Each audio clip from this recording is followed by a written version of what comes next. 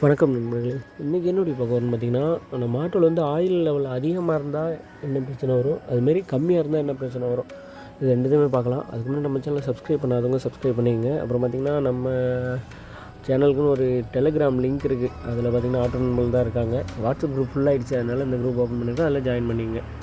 First oil அதிகமாக இருந்துச்சுன்னா என்னென்ன பிரச்சனை வரும்னு பார்க்கலாம். ஃபஸ்ட்டு விஷயம் பார்த்திங்கன்னா வண்டியோட அதாவது இன்ஜின் ஆயில் ப்ரெஷரு.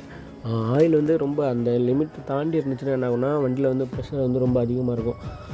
அந்த அப்படி ப்ரெஷர் அதிகமாக இருக்கும்போது என்ன ஆகுனா இன்ஜினும் ரொம்ப வைப்ரேஷன் ஆகும். அதுமாரி பார்த்திங்கன்னா ஆயில் சீல் வந்து ஃபஸ்ட்டு ப்ரோக் ஆகும். ஆயில் சீல்லேருந்து அதை பார்த்திங்கன்னா இன்ஜினில் எங்கேயாவது ஆயில் லீக் ஆகும். அப்புறம் பார்த்திங்கன்னா ஆயில் லெவல் அதிகமாக இருந்துச்சுன்னா என்ன ஆகுன்னு பார்த்திங்கன்னா சைலன்சர்லேருந்து புகை வந்து லைட்டாக வர ஆரம்பிக்கும்.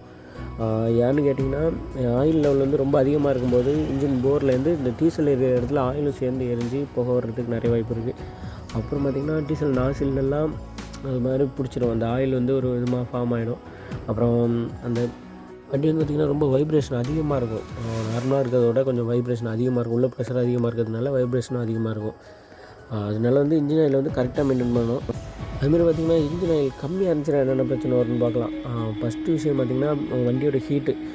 ஒரு 2 கிலோமீட்டர் போனீங்கனாலே உங்கள் வண்டி வந்து ரொம்ப அதிக ஹீட் ஆகிடும். இந்தமாரி ஹீட்டாக இருந்துச்சுன்னா உள்ளே இருக்க மெட்டீரியல் எல்லாமே வீணாகிடும். சீக்கிரமாக இன்ஜின் வேலை வச்சிடும். ஆட்டோலாம் பார்த்திங்கன்னா இன்ஜின் ஆயில் கம்மியாக இருந்துச்சுன்னா அந்த வார்னிங் லைட் எரியும். அந்த இன்ஜின் ஆயில் ப்ரெஷர் லைட் வந்து டேஷ்போர்ட்லேயே எரியும். அதை வச்சு நீங்கள் கண்டுபிடிச்சிக்கலாம். அப்படியே ஆட்டோலாம் அந்த பிரச்சனை இல்லை, ஈஸியாக கண்டுபிடிச்சிக்கலாம்.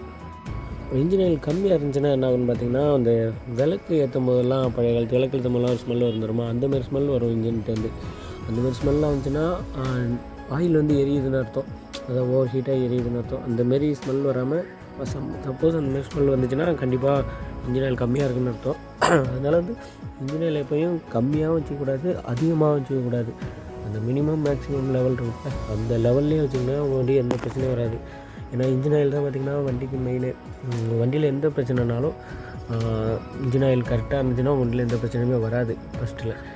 அதனால் இன்ஜின் ஆயில் கரெக்டாக மெயின்டைன் பண்ணுங்கள். இந்த வீடியோ பிடிச்சிருந்துச்சுன்னா லைக் பண்ணுங்கள். நம்ம சேனல் மறக்காமல் சப்ஸ்கிரைப் பண்ணுங்கள். நம்ம டெலிகிராம் லிங்க்கும் நான் டிஸ்கிரிப்ஷனில் தரேன், ஜாயின் பண்ணிக்கங்க. தேங்க்ஸ் ஃபார் வாட்சிங்.